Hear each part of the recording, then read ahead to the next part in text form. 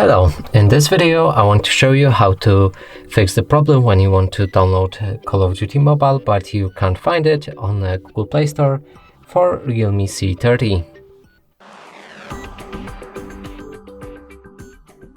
So in order to do this, let's open our Google Play Store. Here we can try finding Call of Duty. But as you can see, there's no game that we're looking for right here. So let's go back, click on our profile icon, then settings, reveal the family, go for parental controls and disable parental controls entirely, or move to apps and games, enter the PIN code and increase PG to at least 16.